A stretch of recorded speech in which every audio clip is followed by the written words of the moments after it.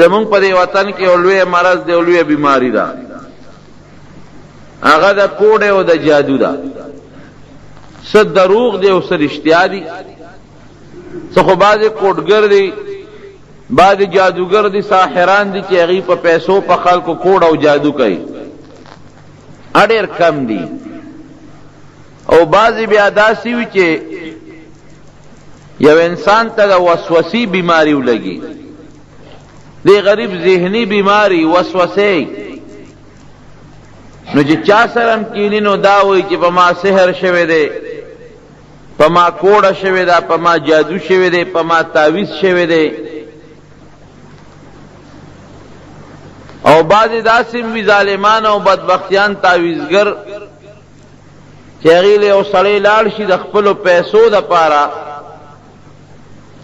او د دولت دپاره دروغ ورته وي تا باندې چا کوډه کړې ده، پتا تعویذ شوی دی، پتا جادو شوی دی. دا یو عام بیماری زمونږ په دې وطن کې شروع ده. او عموما زنانه ښځې په دې بیماری کې مبتلا دي. چرته کور کې ځان له یو چرګوټۍ دو ساتلي چې هغه غټ کي، نو یا اوسې چې د تعویذګر له په ما کوډه شوې ده، هغه هم چې چرګوټي ته وګوري چې راکوټې دی نو یې وړه شوې ده، او که غټې نو یې ښه مضبوط تعویذ شوی دی. چرګوټۍ ته ووایي، نغدې پیسې ته ووایي. او زمونږ خلکو کې خو عقل فکر سوچ خو ډېر کم دی که نه. نو د دې دواړو صورتونو فایده درته زه ښیم. د دې چې ته تلاوت کې او د دې ورد کې ماسخوتن اوده کېږي او دا ولولې او په ځان چف کې، یا سار چې پاسه او دا اولول او پدان چف کې، دا د الله د کتاب صورتونه دي. نه به در باندې کوډه کیږي، نه به در باندې جادو کیږي، نه به د تعویذ اثر در باندې کیږي، دا هر غم نه بخلاصي. نو سله خلکو پسې تور چرګوټي زغله او تور چیلی زغله او ردیز او د پنجاب او د یو ځای بل ځای په کوډګرو ساحرانو پسې ګرځي. د الله په کتاب د خدای په قرآن عمل ولې نه کوي؟ او دا زمونږ ایمان دی او زمونږ عقیده ده چې د الله د وینا ده، مضبوطه وینا د انسان کې دی شي نه، نو د الله وینا ده، د رب العالمین د کتاب وینا ده. دا دواړه صورتونه په مکه مکرمه کې نازل دي. نبی کریم صلی الله علیه وسلم حضرت جبریل علیہ السلام ته یو ځل فرمایي چې یو سرکشه پیری دی او ما تنګی، دا پیریان شتا، دین انکار نشی کول. قرآن حکیم کی دا خبر ثابت ده دا پیریان وجود. شرکش پیری دی او ما تنگی. جبریل علیہ السلام رب العالمین تا ہوئے او اللہ ذوالجلال دا دوال صورتون ورطرو لے گل کہ دا اللہ رسولہ دا دی دوال صورتون تلاوت کوا، دا سرکش پیریان او سرکش شیطانانو نبریز محفوظ ساتم. دا دم یوازې د نبی علیہ السلام د پاره نه، دا د ټول امت د پاره دی، دا د هر مسلمان د پاره دی. نو ګوره دا دواړه صورتونه د سرکش پیریم دم شو چې سرکش پیری نه په الله تا خلاصي، نو د عام پیریانو نه خو به خامخا الله ساتي. او د سرکش شیطانانو نه چې تعالی تکلیف درکې او تا په مصیبت کې مبتلا کوي او تا کی بیماری پیدا کوي. بعضی بیماری د شیطان د ټونګې د وجه نه پیدا کیږي. د شیطان دا ټونګه ډېره پلیته ده، بعضې وخت کې سړي له موږه ورکي په دې ګوته او خپله پلیتي د انسان په وجود کې وردن نه کي. نو ډېرې بیمارۍ دي چې هغه د مس شیطان، د شیطان د دغه موکې نه او د هغه د هغه ټونګې نه د انسان په وجود کې پیدا کېږي. شیطان ټونګه ورکي، موکه ورکي او خپله پلیتي په وجود کې وردن نه کي، ډېرې بیمارۍ د دې نه جوړېږي. نو چې د دې دواړو ورد کې جبریل علیہ السلام دا اللہ نے نبی علیہ السلام لروڑی دی، نو دا سرکش شیطان دا اثراتو نا، دا آغا دا ٹونگی نا چکمی بیماری پیدا کیگی، دا پیریانو نا رب العالمین بری محفوظ ساتھ یو دم فیداش. بیا چکر نبی کریم صلی اللہ علیہ وسلم مدینہ شریفی تا تشریف اورو، ہجرت دا مدینہ منوریش سلور کالا تقریبا یو شان متواتر د مسلمانانو د کافرو په منځ کې جنگونه، مسلمانانو به جهاد کو، کافرو بلګیو جګړې وکولې. پشپغم کال د هجرت نبی کریم صلی الله علیه وسلم حدیبیه ته راغی. اوږده واقعه ده. په حدیبیه کې د کافرو سره په 11 شرطونو جوړه وکړه چې دې طرف نه نبی علیہ السلام وزګار شو. د خیبر یهودیانو سره شیطانی کړي و مخ کې یو ځل نه 100 ځله. نو نبی کریم صلی الله علیه وسلم ځان سره د صحابه کرامو تقریبا 1500 صحابه داغي یو لخر واغشتو په خیبر ورغل. هغه د مدینه منوره سره خوا کې خیبر دی او الله ولا فتح ورکړه. خیبر فتح شو. په دې خیبر کې یو زنانه و يهودانه و. د يهوديانو مسلمانانو ته ډېر لوی غوسه او بغض سم پړه کې پروت دی. اوسم کله امریکا د مسلمان خلاف څه اقدامات کوي نو د دې پشت کې شاته ګور يهوديان ولاړ دي. دا ټول سکیم او سازش د يهود دی. د امریکای په معاشیات او په اقتصادیات دا غي په دغه پینټاګان چې دا کم دا غي فوجي چونه دي په دې ټولو د يهوديانو قبضه ده. دا غي په سېنات د يهوديانو قبضه ده. دا غي چې څومره د پالیسۍ د جوړولو ادارې دي دا ټول د يهودو په کنټرول کې دي. خلک کوئی بش بلال شي فلان کې براشي ریګن لاړو بش براشي او دې بلال شي بل براشي مسلمان ته بردي طبيعت ټیک شي نه ګور هدایت ساته. دا غي پالیسی يهود جوړي او هغه د مسلمان په دشمنه بنا ده. نو که هر یو صدر د امریکای راځي دا غ پالیسي تابع وي. زمونږ د پاکستان شان پالیسي خو نه چې د افراد تابع دي. دا غي یو خپل سازش او سکیم دی. یو مضبوطه پالیسی ده د مسلمانانو په دشمنه. نو دا يهوديان د مخکې نه د مسلمانانو خلاف د دې یو سازش او سکیم روانو. یو زنانه و بوډای خزاو هغه نبی علیہ السلام سره دشمنی کوله عداوت. نو یو چیلې یا یو ګډه لال کا او پاغه کې نبی علیہ السلام ته زهر واچو. دا یو سازش نو ډیر سازش نو. یو ځل نبی علیہ السلام دوی له تلو پس مسله کې دعوت ورکړه د الله رسول په پلان کې روز راش مونږ مشوره کوو میټینګ کوو. نبی علیہ السلام پاغه روز لا د یو دیوال سور الته ورته صادر واچو او حضور پاک مبارک ته دلته کین مونږ راځو مشوره کوو او د میچنه غټ پلې بره د کوټې سر ته خېجول او الته یو انسان پوي کړو وی چې څنګه نبی علیہ السلام د دې سوري تکینی دا پل په د پاسه راو غورځي. دا ګوره سونه مضبوط سازش او د دوکي سازش وره. ظاهر کې د پیغمبر علیہ السلام سره لیکل کړي معاهده کړي وا چې یو بل ته ضرر نه رسو. الله نبی علیہ السلام پوي کړ وزر پاسا ولی وی بر سړی خطلې د پل د میچن در باندې را غورځي. حضور پاک مبارک ته فورا روچت شو. سازش ناکام شو. په احد کې دوی سازش جوړ کړو. په غزوه خندق کې دوی سازش جوړ کړو. د مکه مشرکان را بللو. اوس خو خیبر فتح شو نو غصه پړه کې نور امراله.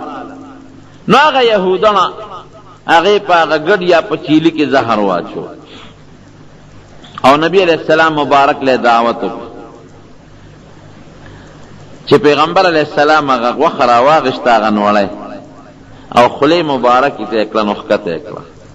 صحابه ته وی دا ډوړې مخه ولید الله رسوله وی پدې وخه کې زهر چولی شوی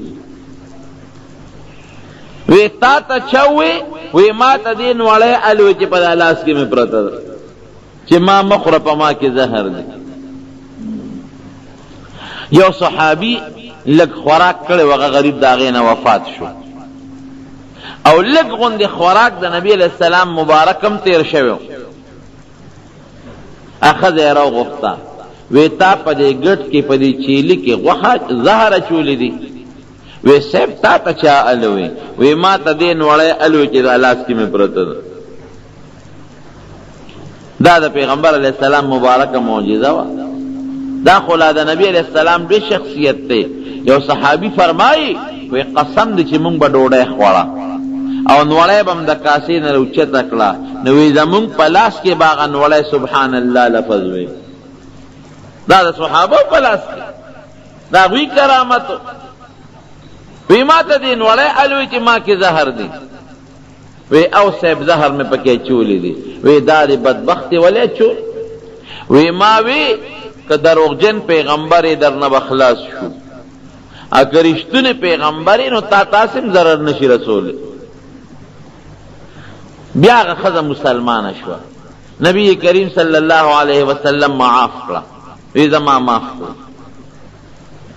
دا سازش هم ناکام شو نو چې پیغمبر علیه السلام مدینه منورې ته راغی دا سن 7 هجری د 9 هجری د محرم میاشت ده هغې د خیبر یهودیانو بل سازش جوړ کړ چې په مرګ خو دې مونږ په جنګ نشو وهلی په زهرو دې مونږ ونه وهه د میچنې د پل نه الله بچ کړ یو زمونږ سازش پاتې دی چې هغې ته کوډ او جادو وی نو په دې پیغمبر کوډ او جادو پکار دی او په یهودو کې په هغه زمانه کې انتهایی غټ غټ کوډګر او جادوګر او ساحران خلق موجود په مدینه شریفه کې یو دوه ښځې وې د لبید لوڼه وې لبید ابن عاصم یهودی هم یهودی او دا دواړه ښځې په کوډ او په جادو کې انتهایی مهارت یې لره ډېرې زیاتې ماهرانې وې خلقو به وله پیسې ورکولې او دوی به جادو او کوډه کوله نو د خیبر دغه یهودیانو اشرفی راولېږلې لبید له وی ستا لوڼو له د کوډې چل ورځي دا پیسې والا او په نبی علیہ السلام باندې کوډه جادو پې وکړه هغه وی ډېره ښه ده نو بیا دغې ښځو څه چل وکړه دا کوډ هم څه اسانه طریقه ده نه ګران کار د حضور پاک مبارک چې به سر ګمنځاو نو دې ګمنځ کې همیشه ویښته روځي نو د نبی علیہ السلام د یو غلام یا د یو وینځې په لاس باندې هغه ویښته پیدا کړل چې کله نبی علیہ السلام مبارک سر ګمنځ کې نو یو دو درې ویښته تې موږ له راوړه او په کوم ګمنځ چې نبی علیہ السلام مبارک سر ګمنځوي د هغه ګمنځ غاښې به راله راوړی وی ډېره ښه ده نو د حضور پاک مبارک د هغه ګمنځ غاښې او د سر مبارک ویښتې حاصل کړل او هغې باندې په پیغمبر علیہ السلام کوډ او جادو 11 غوټې ورکړې هغه ویښتو مبارکو له 11 او په هغې کې د هغه ګمنځې غاښې ومنډل او د ګنډلو د استن دی په هغه غوټو کې ومنډله او دی راغونډ کړل دی په مومو کې بند کړل د شمې دا موم چې دي او د کجورې په دې سر کې که ستاسو خیالي یو پوزکې غوندې وي داسې پلن غوندې یو شی وي هغه پوزکې یې ترې تاو کړ او په بنو زریق قبیله کې یو کوی دی بیر زی اروان یا بیر زروان د هغې کوی په ویښ کې د دوو تیږو په منځ کې دا جادو دا کوډه ښخه کړه کومه چې د حضور پاک مبارک په ویښتو کړه نبی کریم صلی الله علیه وسلم باندې د سحر او د کوډه اثر شروع شو که یو سړی وی داول قرآن حکیم کې الله فرمایي والله یعصمک من الناس کتاب الله د خلقو نه ساتي لیکن د هغې دا مطلب نه دی ګورې یاد ساتئ ساتل دا چې څوک به دې وجلی نشي څوک به در باندې داسې نه مسلط کېږي چې تا دې مړ کړي د خلقو د مرګ نه به بچ کوم څوک به دې وجلی نشي او عامه بیماری او سحر دا سحر خو مرض دی بیماری خو په نبی علیہ السلام راتله په احد کې غاښونه مبارک شهیدان نشو سه داسې سخت تکلیف نبی علیہ السلام ته پیښ شو چې عائشه بی بی فرمایي یو کار به کړو او ير به ته وې دا مې نه دی کړی یو کار به نو کړی او عائشه بی بی ته به وې دا کار مې جوړ کړی داسې یو تکلیف ورته ورسېد او حضور پاک مبارک فرمایي دا وجود میں داسې وچې لکه چا ګنډلي دومره تکلیف ما ته ورسېد او دا څومره موده دا اثر و دا خو یا 40 ورځې اختلاف په روایت کې شته او یا 6 میاشتې و او بعض علما و یو کال دا اثر د حضور پاک په مبارک وجود باندې سخت تکلیف کې نبی علیہ السلام مبتلا د کوډ ډېر سخت اثر یې ډېر خطرناک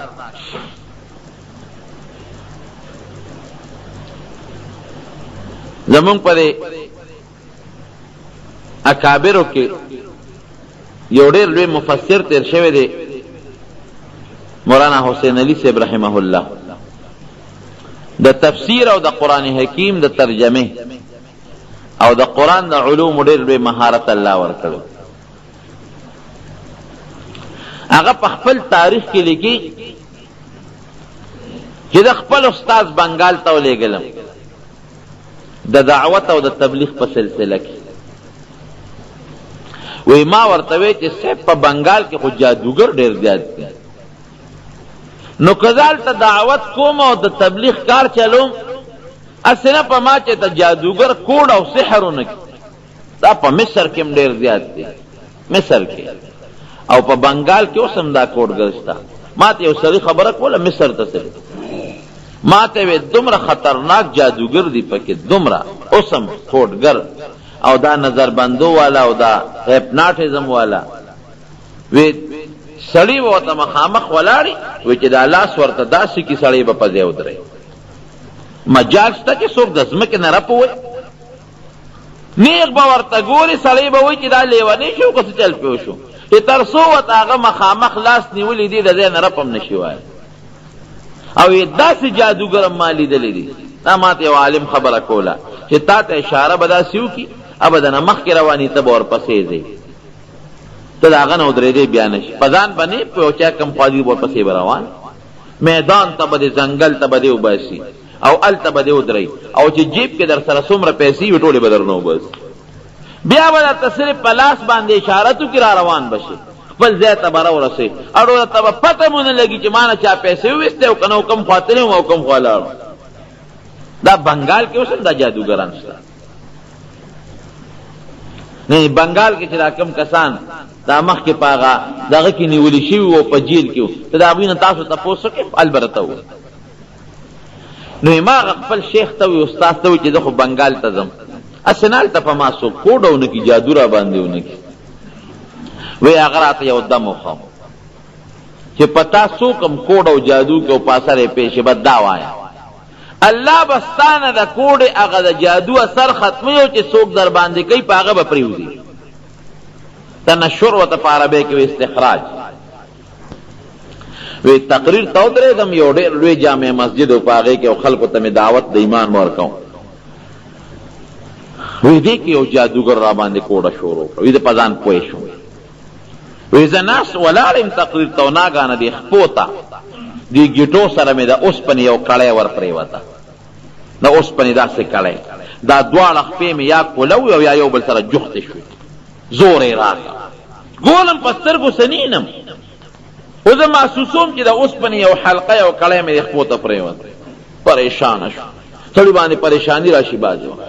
وی یو سیکنډ پس چې ګورم دې کونډو ته مې بله یو کړی پرېوته، وی چې لږ سات ګورم دې بډو ته مې بله پرېوته، وی چې ګورم په سیکنډونو کې بله مې دې سینې ته پرېوته. خدایه پاکه داسې اوس دومره زر زر او زور را کوي لکه چې څوک په پړي یا په اوسپنه څوک وتړي. وی دا هغه استاد هغه دم مې را یاد شو. وی زر زر مې اوس په هغه تقریر کې ودرېدم، رنګ مې زیړ شو او په هغه دم مې زر زر شروع کړه. وی هغه دم مې اخیري بس انتها ته ورسو چې کړپ شو، بله کړی مې دې مړی ته ور پرېوته، خپونه شروع شوي و بله راتله. وی چې دې مړی ته مې کړی پرېوته، دغه ټیم کې دغه یو زره وخت پاتې و چې ما هغه دم خلاص کړه، که دا دم مې نه وي خلاص کړی بس مړی مې کړی ته مې مړی ته پروت و، بس پانسي به مړ به، خو چې دم مې خلاص کړ کړپ شو چې هغه کړی کولو شو، مړی مې ازاده شو. بیا مې دوباره دم ووی، چفت مې کړی، د سینې هغه کړی زینینم خو محسوسوم چې کړی پرته ده، په سترګو نه ښکاري، کولو شو، ډاډه شم. تقریر اوس بند دی، خلک هم حیران دي چې دا استاد باندې څه چلو شو ولاړ. وی چې بیا مې دم دریم ځل مې وی د بډی غم کولو شو، چې څلورم ځل مې دم او چفت مې کړی د کونډو والا هم کولو شو، چې پنځم ځل باندې مې دم او چفت مې کړی اخپو والا هم کولو شوه، بالکل وجود مې آزاد شو. خو چې د خپو هغه کړی سینګ کولو شوه نو په هغه مجلس کې چغې شوې، یو سړی پرېوت په هغه میدان کې، چغې شوې، شور شو، هلکه سړی بې هوشه شو، خلک ورته راغونډ شو.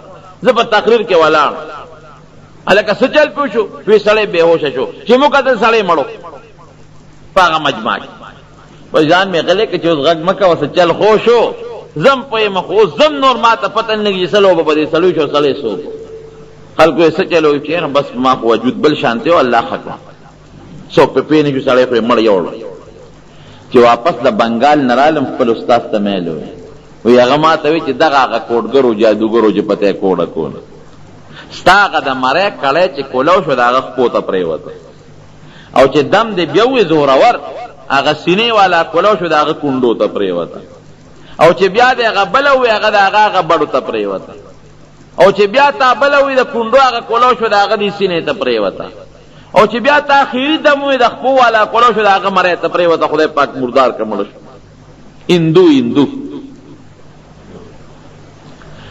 نو دا کوډ او سحر دا ډېر خطرناک شی دی ګوره په دې کوډ او سحر کې دومره خطرناک اثر دی چې دا سړی لیونی کی پورا مبارک وجود د نبی کریم صلی الله علیه وسلم باندې کوډ شو نو یا سلویخ ورځې یا شپږ میاشتې یا یو کال په وجود مبارک کې دا اثر یو ځل حضور پاک مبارک ودو چې را پاسېده نو عائشہ بی بی ته فرمایي د بخاری شریف حدیث دی وی عائشہ ما ته رب العالمین د خپل بیماری علاج وکړ هغه څنګه د الله رسوله وی دوه فرشتې را لیو مخپو ته کېناستو یو سر دا قاعده یاد ساته چې د پیغمبر له الله یو شان ورکړي ټول پیغمبرانو له د هغې سترګې ودي وي او زړی بیدار زړی بیداري الله ته توجه کوي ولې هر وخت په خوب کې په پیغمبر وحی راتلی شي ادي وجه پیغمبر خوبم ګوري وحده رښتونی خوبي وی هغه یو فرشته د بل نه تپوس کوي چې په دې سړي څه چل شوی دی اوس نبی علیہ السلام ته اور ابل وتوی کوډه په شوی د سحر ابل ته بیا تپوس کی چا په کړی دا وی د لبید لونو بیا ته تپوس کوي پس کې وی ردی د سر مبارک په وختو او د ګومن زغاخي او ستنی او مومو کې بن شوی دی ابل فرشته بیا تپوس کوي وی دا کم یا کې دا کوډه خخ کړی دا وی دا په بنو زریق قبیله کې د بیرزی اروان پکوي کوډه خو معلومه شو بیا ته فرشته تپوس کوي وی دا په ختميږي وی دا په دې دواړو سورتونو قل اعوذ برب الفلق او قل اعوذ برب الناس دا چې کوم په مکه مکرمه کې نازل او نبی علیہ السلام ته الله یاد دهانی وکړه ورته وریا چې په دې کې د شیطان او د پیری دم مشتا او د کوډ او د سحر دم پکې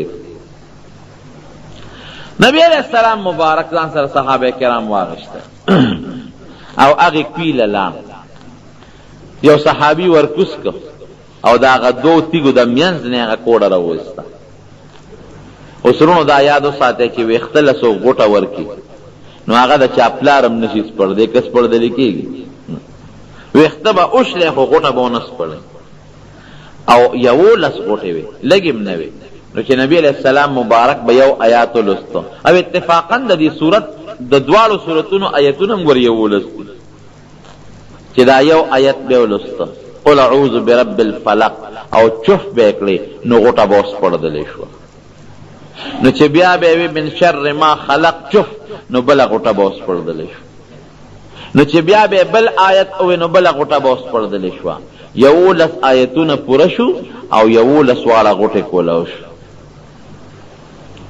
چې نبی علیہ السلام مبارک راغی عائشہ بی بی ته فرمایا عائشہ وی رب العالمین می وجود داسې کولاو کو لکه چا چې څه شی تړلی او پرېنی دی او یا عائشہ وی دا هغه کوي چې دا کومه کوي کې دا کوډه خخوا دا هغه او بدا سی وی لکه نکری دی چې څوک خوشتي او به دا سی بد شکل وی او هغه کوډه چې په کوم کوي کې خخوا دا هغه کوي په غاړه چې د کجورو کم باغو دا غي بوټي داسې بد شکل وي لکه د شیطان د سر په شان دی زمونږ پښتانه چې چاته د چا تشبیه ورکوي د بد شکله وي دا فلان کې دا مخ داسې دی لکه د خر لکه وي ستا خو لکه د سپي په شان شکل دی او عرب وی کأن رأسه رأس الشیطان وی د فلان کې دا سر داسې دی لکه د شیطان په شان شیطان خو چالی دی نه دی، خو د انسان دا سوچ وي چې د شیطان به ډېر قبیح او مردار شکل وي. نو حضور پاک مبارک او فرمایل وی هغه کجورو هغه بوټي داسې بدرنګ او بد شکل لکه د شیطان د سرون. نو زموږ علما له دې نه معلومه چې د کوډ اثر په د جمادات او نباتات هم کېږي، په اوبو باندې هم ګورې اثر کېږي او په بوټو باندې هم کېږي چې کم ځای کوډه ښخه شوه هلته چې کم بوټي دی او کاڼي وي په هغې هم اثر وي. د حضور پاک مبارک خشته اخلاقو ته ګورو. عائشہ بی بی ورته فرمایي وی د الله رسوله دا کوډه چې چا کړې والا ته الله وښول وی او عائشې د لبید لونه دي. نو وی ته د هغوی نه انتقام نالې بدلتې والا ضرر ورته ورسوه. وی عائشې زه الله سم جوړ کړم نو ولې چاته ضرر ورسوي؟ داسې خشته ښکلی اخلاق د نبی کریم صلی الله علیه وسلم. الله دې مونږ کې داسې خوی پیدا ما تاسې م الله بیماری جوړه کړو ټیک شو، چاته ولې تکلیف او ضرر ورسوي؟ د دې صورتونو درېیمه فایده څه شوه؟ ګوره ما درته یو خو د پیري دپاره دم شو، دویم د سرکشه شیطانانو دپاره دم شو، او درېیمه فایده یې څه شوه؟ د کوډ او د سحر او د جادو دپاره هم دم شو. دا چې لولې رب العالمین به در باندې د جادو اثر نه کوي، د کوډې د اثر نه به خلاصې، د تعویز د اثر نه به خلاصې.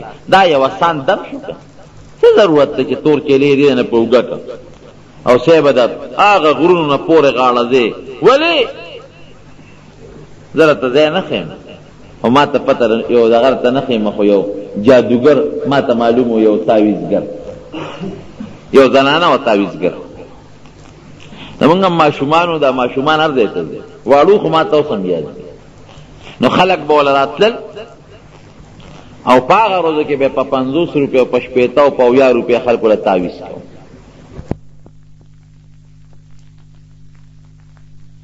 هغه چل ما معلوم کړ، ځکه چې عام زنانه به لاړې نه هغې به وی کټ کې صادر پروتي ښه مزېدار ښکلې هوا صفا صادر، او وی دا ښځه هم کښېني چې په چا تعویز یې هغه هم کښېني، او وی ناګانه د بره نه تعویز پکې راوغورځېږي،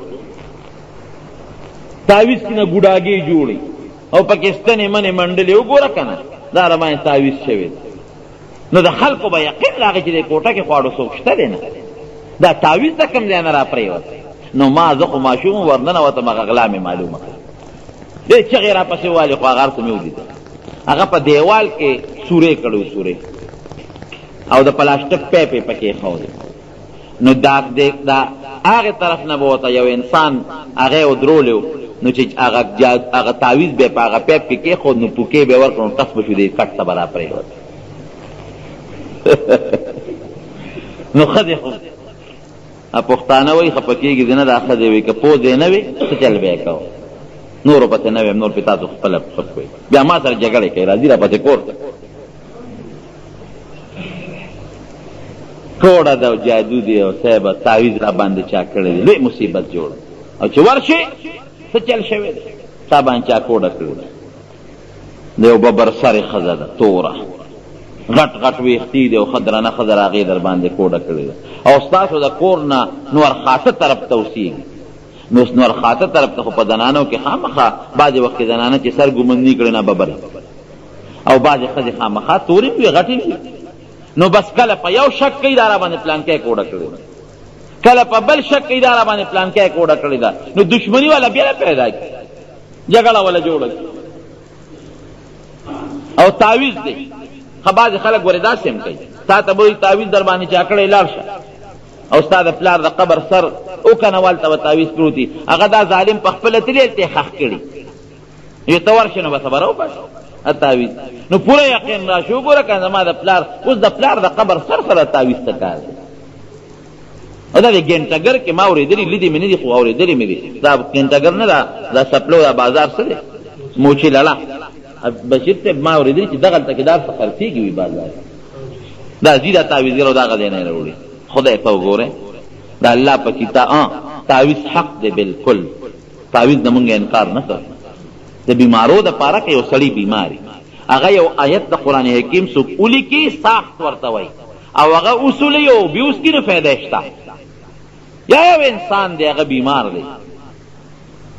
مشکات شریف کې یو حدیث دی نبی کریم صلی اللہ علیہ وسلم بصحابہ کرام ته دم خو بسم الله الذي لا يضر مع اسمه شيء في الارض ولا في السماء وهو السميع العليم. کدا وای یو صحابي فرمای وې د ما هغه ماشومان چې هغه به دا آیت ویل شو ځکه په عربي خو هغه پوهېدل نو هغه ته به مې دا دم اخو نه هغه به دا لوستو پدان به چوکاو او کوم ماشومان چې هغه دا دم نشو زده کولی وې دا ما په کاغذ باندې ولیکه ابه مې ولا راغون کو په غاړه کې به مې ورته واچو. نو زموږ پښتانه خو په عربي نه پوهېږي د ماشومانو په مثال دي د عربي ژبې لکه څنګه چې ماشوم په هغه زمانه کې په عربي نه پوهېده اوس زموږ لوی خلک هم په عربي مشران هم نه پوهېږي. نو که یو سړی تعویذ ولیکي د نظر دپاره مثلا یا د بیمارۍ دپاره یا د بل تکلیف دپاره او په غاړه کې څوک واچوي خو یاره هغه تعویذ کې دا الله نومونه مثلا یا د قرآن حکیم آیاتونه پکې غلط الفاظ پکې نه او دام ستا یقیني چې جوړونکي دا تعویذ نه جوړولو والا څوک دی دا الله لوی ذات دی نو هېڅ قباحت پکې نشته. تعویذ لیکلی شي غاړې ته اچولی شي یو خپې تک ورې تعویذ وانه چی دا بعضې خلک یې تعویذ به وکړي ماشوم له به یې خپې ته واچوي وي دا د ماشوم له خپې ته واچوه یا د خدای بدبخته که د الله نوم دې پکې لیکلي نه هغه خپې پورې ځمکې ته راښکلي کېږي او ماشومان خو متیاز هم کوي د الله په نوم متیاز یې ولل دا ډېره لویه ګناه ده. خپې ته به نه اچوي بل څاروو ته ګورې تعویذ په غاړه کې وانه چي ځکه دې کې اکثر د الله نوم ولیکي نه هغه څاروي خو بیا په متیازو کې مری راکاږي څارو له ډوډۍ دم کا ګوړه وله دم کا هغه پې وخوره الله به فایده ورته ورسوي. نو که صحیح طریقې باندې ساخت ولیکلی چې زموږ مولوي صاحب د الله تعالی وبخي هغه به خلکو لیکل رب العالمین به شفا ورکول خو هغه به ورسره یو ټکی وی ګورئ که ستاسو یاد هغه یو واقع بیان کړی و دارالعلوم دیوبند په دې کابرو کې یو مشر عالم وی هغه یو سړی راغی ورته چې ما له تعویذ ولیکي سر مې خوږېږي نو هغه ورته وی چې یاره اوس ما له خو تعویذ نه راځي وینه ما له به ته خامخا لیکي نو هغه تعویذ یې ولو لیکه او په هغې کاغذ کې ولو لیکل میں جانتا نہیں مانتا نہیں زه پوهېږم نه او دی اوس نه مني هغه والا کاغذ بند کو هغه والا ورکړه چې ورې که سر کې هغه ځوړند که هغه هلک خدای پاک جوړ کړه د هغه بیماری خو چې چا به سر خوږېده وی پلانکي سره تعویذ دې راوړی تعویذ به ټوپۍ کې کېښود الله به جوړ کړ ا دې مولانا صاحب په خپله چېته په سر دړ چې په سر یې دړ شو سر یې نه خوږېد نه کېده بعضې نیم سیرې غوندې دړ شي وی یاره پلانکي سره یو تعویذ دی هغې سره سره ښه کېږي وی تاسو راوړه چې راوړه چې هغه سر کې هغه تعویذ کېښود د ده په خدای پاک سر جوړ نو د مولیانو په ذهن کې یو سوچ چې راشه دا د تعویذ سره خو الله تعالی فایده راکړه ګورئ شفا ورکوونکی الله دی راشه ویس پړه چې چل خو ته زده کړو چې دې کې څه دي چې ویس پڑھ دوم دادا تعویذ او پکې لیکلي میں جانتا نہیں اور یہ مانتا نہیں زه پوهېږم نه دی مني نه ګوره هغه خپل تواضع دی هغه عاجزي شوه او د هغه عقیده شوره دا عاجزي شوه رب العالمین په شفا ورکړه. مولوي صاحب د الله تعالی وبخي هغه به یو ټکی وي هغه به چې سړی ناجوړه شي نو درې کاره دې کوي یو کار خو دا کوي چې دم درود دې استعمالوي یا ساخت شو یا دم شو یا د ښه تعویذ چې هغه د قرآن په آیاتو باندې یا د الله په نومونو باندې مشتمل یو دا کوه دویم خیرات کوه صدقه او دریم دا دی چې علاج کوه نو چې علاج کې هغه به وایي د مولانا زکریا صاحب رحمت الله علیه والد صاحب و د مولانا زکریا صاحب سره د فضایل اعمال چې لیکلي تبلیغي نصاب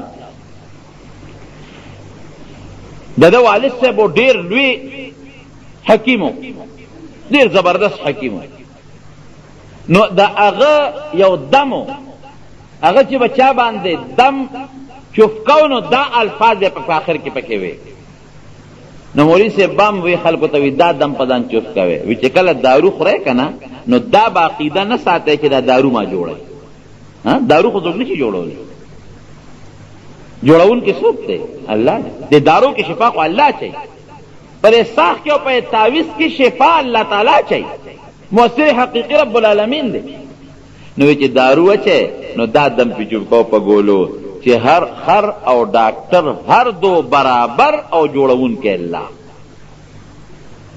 سو ډاکټرانو مخکې ونه وایي ګوره خر او ډاکټر هر دو برابر دا د مولانا زکریا صاحب د والد صاحب دم جوړونکی الله دا حقیقت دی لوی ډاکټر بی لوی ډاکټر بی او ډېر سپیشلیست به خو چې په خپله ناجوړه شي، بعضې وخت پلار ناجوړه شي، ښځه ناجوړه شي، بچی ناجوړه شي، د مخکې ته ساه خېږي، بیا د ده نه هغه ډاکټري ختمي د حیوان په منځ دی.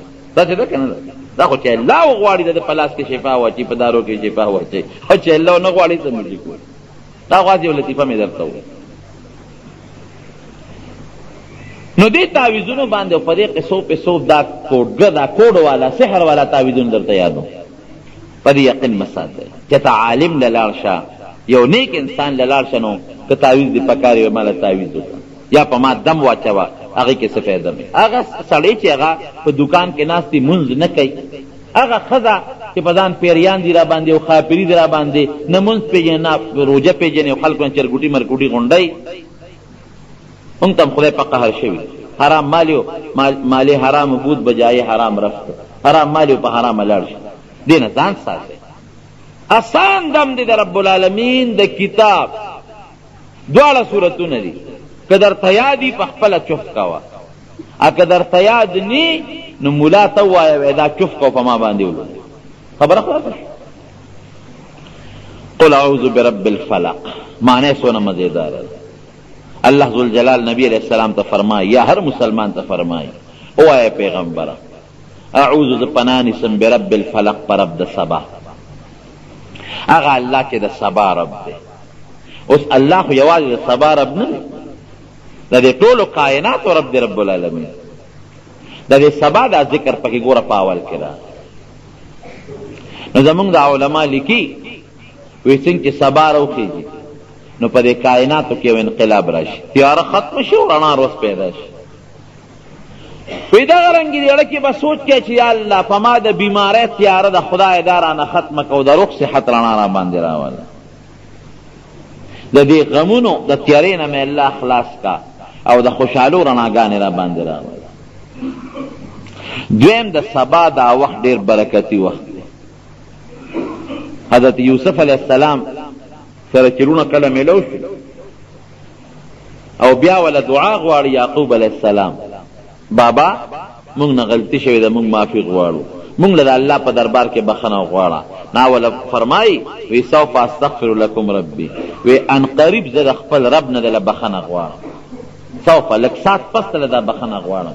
نو زمونږ مفسرین لیکي وی دا مهلت یې ولې ورکه په هغه ساعت یې دعا ونه کړه، وی دی د سبا د وخت انتظار کوو چې د سبا وخت ډېر قیمتي د برکت وخت الله پکې دعا قبلوي، نو چې هغه وخت راشي دعا بدله وغواړو. والمستغفرین بالاسحار نیکان بندگان چې د الله نه بخښنه غواړي پېشمني پاسي او هغې وخت کې الله ته فریاد کوي. او یو حدیث پاک کې راځي چې رب العالمین د دې اخر شپې د سبا دې وخت کې د الله رحمتونه دې لومبي اسمان ته راکوزېږي او الله په خپل آواز کوي څوک بخښنه غوښتونکي شته چې زه وبخم، څوک رزق غوښتونکي شته چې رزق ولا ورکم، څوک سوالګر شته چې ما نه سوال وکړو زه دعا قبوله کړم. دغه وخت ډېر قیمتي وخت دی. د انسان په عبادت رب العالمین په دغه ټیم ډېر خوشحالېږي. د مولانا روم صاحب رحمت الله علیه یو واقع لیکلې ډېره د عبرت ده. وی دا سپی او ګډه چیلی چې دی، سپی چې لنګه شي دا هم شپږ میاشتې کې لنګېږي او ګډه چیلی هم په شپږ میاشتې کې لنګېږي. خو چې سپی لنګه شي نو ډېر زیات بچي راوړي او ګډه یا چیلی چې لنګه شي نو یا یو بچي راوړي یا دوه راوړي، زیات نه راوړي. نو بچی د سپو زیات پیدا کیږي او د ګډو چیلو کم پیدا کیږي. بل ګډه چیلې علالیږي ډېرې او سپین علالیږي. ګډه چیلې قصابان څومره علالی، په دې کلو کې څومره خلک علالی، په حج او په عمره کې بیا خو په لکونه علالیږي. نو عقل سوی چې سپی دې ډېر وي او که ګډه چیلې دې ډېرې وي، تاسو وایئ سپی دې ډېر وي، ځکه بچی د سپو ډېر پیدا کیږي د ګډه چیلو په نسبت، او سپی نه علالیږي او ګډه چیلې ذبحه کیږي ډېر. نو پکار خدا و چې سپی ډېر وي او ګډه چیلې کمې وي. حالانکه مونږ چې ګورو نو سپی کم دي او ګډه چیلې زیات دي. ټول کلي کې چې سپی راغونډ کې شل بني، چې د محله کې دوه درې سپي، هر چا کور کې خو سپي نه او که چا کروي بیا سپي وي. او ګډه چیلې په غرونو کې خصوصا او په دې بانډو کې په هر یو کور کې یو دوه ګډه چیلې وي او بیا رمې یې ګرځي. د سپو رمې چې چالي دي د ګډو چیلو دا رمیږي وی دا ولی. نو مولانا روم سے رحمت الله علیه لیکي وی دا سبا برکت دی. وی ګډه چیلې د ټوله شپه ودی خو چې پېشمنی شي نو دا به ویښي. څوک چې ګډه چیلې سادي تپوس کوي پېشمنی به د اوچته پاسي خپله ګیا به خوري او سپې به ټوله شپه منډې وی خو چې پېشمنی شي نو دا خدای والی به وده پروت وي. دا سبا برکت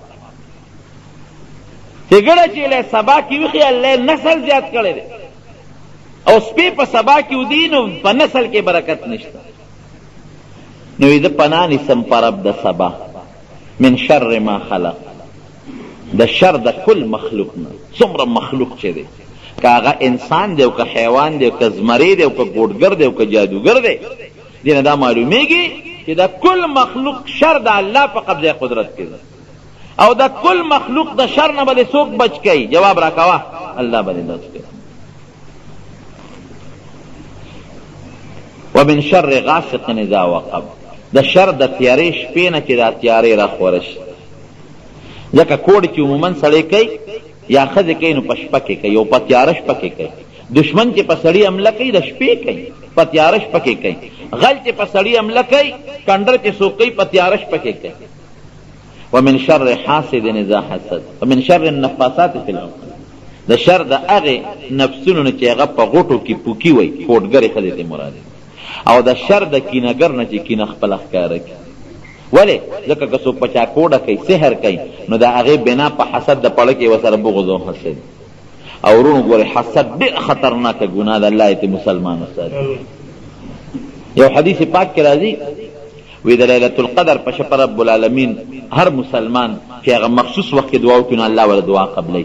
لیکن کم سړی چې بغضي حسدي دی هغه مخصوص وخت کې که د الله نه دعا غواړي هغه دعا هغه خدای نه قبلوي په هغه وخت. وی د عرفات په میدان کې الله مخلوق بخي، ګناهګار هم الله بخي. فرشتې الله ته وی الله دا فلان کې خو څه مقصد نه راغلی، ده خو دې غرض نه راغلی دی، دې خو ستا رضا نه دی راغلی. وی فرشتو دا چې کوم نیکان خلق دی په دې میدان کې ولاړ دي، دا ګناهګار چې دا کوم بې غرضه راغلی دا مې ورسره وبخل.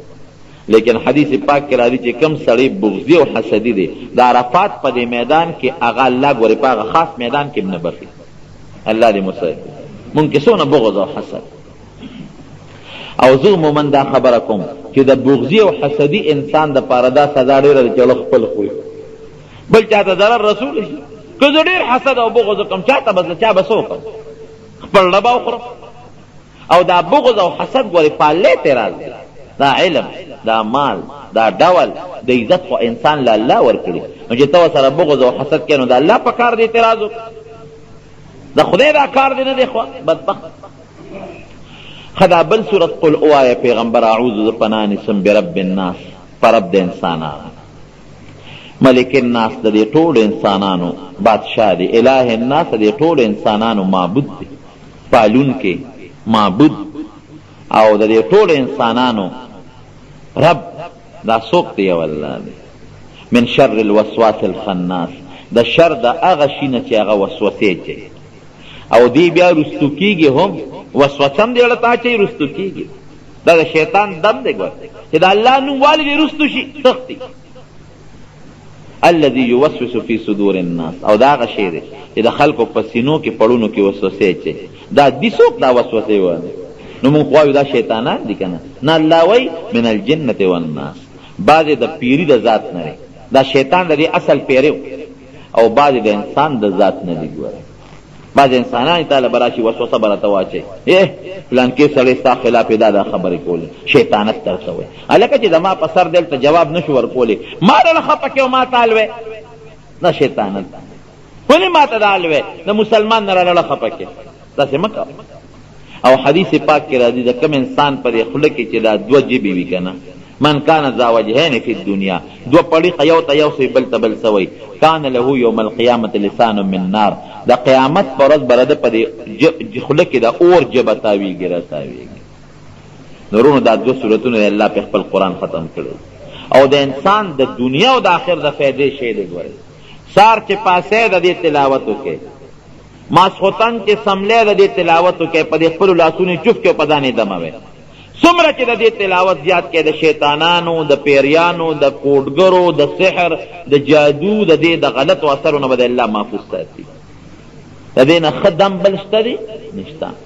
او که یو انسان وي زه خو ما له قرآن په ناظره نه راځي نو چې سورت فاتحه او قل هو الله احد سورت یاد کړي دام یادولی شي. د استاد نه ماسخوتن یو ټکي یادوه که نه یو ورځ قل یاد کړه په سبا لته اعوذ یاد کړه بل ورځ رب الفلق ته یاد کړه. دا څه دومره ګرانه خبره خو نه ده. په سنډا چې ناست یا قربان دې څنګه یاد دی سندرې درته یاد وي چې د کیسټ نه د ریډونه یې اوري په ټک بیا دونه مضبوط دماغ مقناطیسي الله درکړي چې په یو استاد بیا یاده کړي او صورت نشي یادول. دا یاد کړه د خپل استادانو امامانو نه. او که ماشوم وي یا په خپله درته تکلیف ورسي نو ما راته وایي چې صحیح دم اچول. ګوره بعضې خلک د دمونو نه ګوره انکار کوي دا غلطه خبره ده.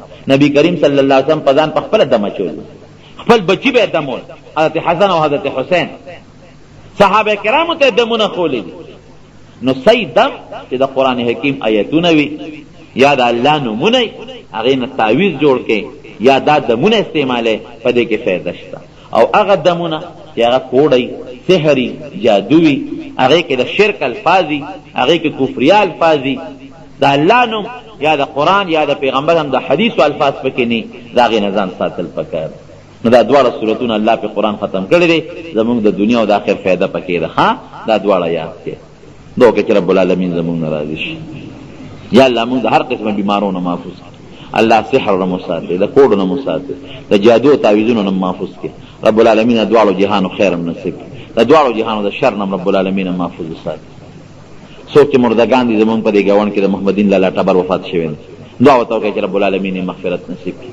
او الله لوی سفر د خوشحالۍ کې ډېر ښه بنیادم زمونږ سوداګر ورور یو ماشوم مړ شوی د دې غریب نور بچي معذورۍ دعا ورته وکړئ چې الله وله خیر ورکړي.